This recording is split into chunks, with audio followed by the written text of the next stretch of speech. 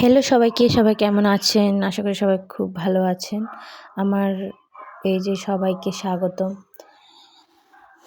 আজকে আমি নিয়ে এসেছি হাঁসের মাংসের রেসিপি নিয়ে, যেটা শীতকালে হয়তো সবাই কম বেশি খেয়ে থাকেন, আমরাও খেয়েছি।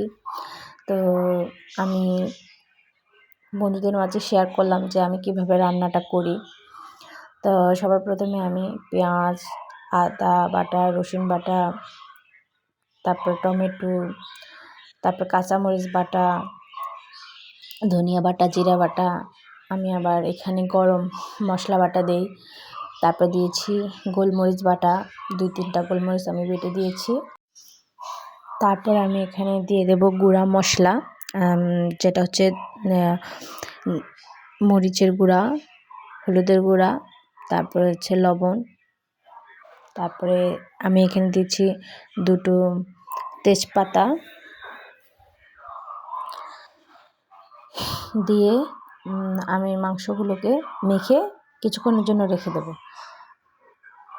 তারপরে আমি এখানে দিচ্ছি সরিষার তেল তো দিতেই হবে।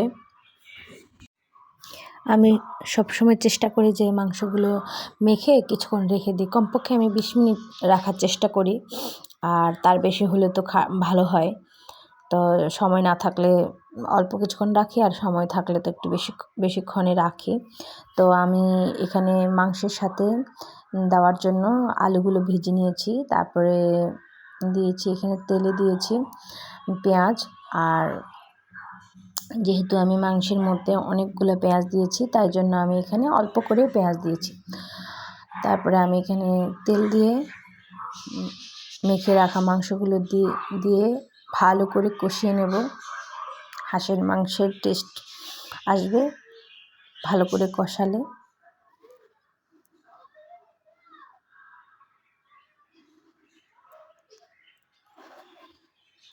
তো দেখুন বন্ধুরা, আমার মাংসের থেকে তেল উঠে আসছে।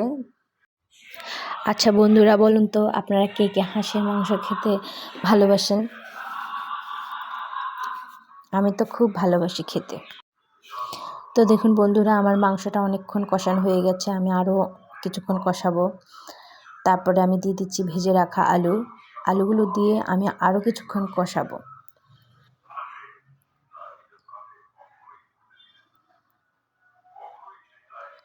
ভালো করে নেড়ে কষিয়ে নেব। সবাইকে অনুরোধ করব আমার ভিডিওটা না টেনে দেখার জন্য। প্লিজ সবাই আমার পেজের পাশে থাকবেন, সবাই আমাকে লাইক কমেন্ট শেয়ার দেবেন। আশা করি আমিও সবার পাশে দাঁড়াবো।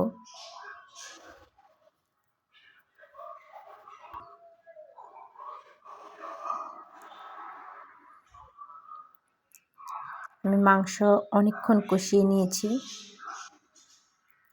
আমার কালারটা চেঞ্জ হয়ে গেছে।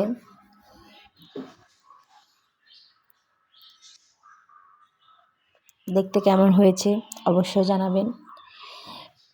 তারপর আমি দিয়ে দিচ্ছি এখানে গরম জল।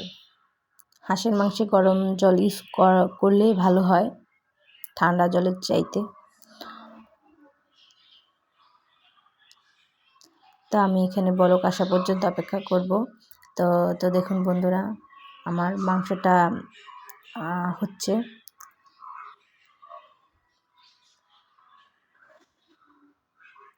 তারপরে আমি শেষে আরও কিছুটা গরম মশলা দিয়ে দিয়েছি।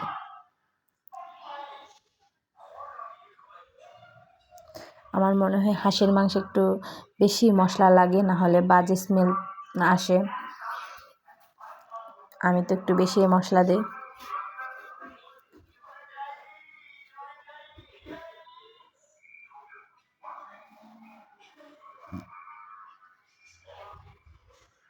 তারপর আমি এখানে মাংসগুলোকে ঢাকনা দিয়ে ঢেকে অনেকক্ষণের জন্য রান্না করে নেব।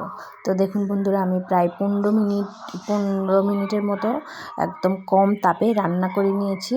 তো আমার রান্নাটা শেষ।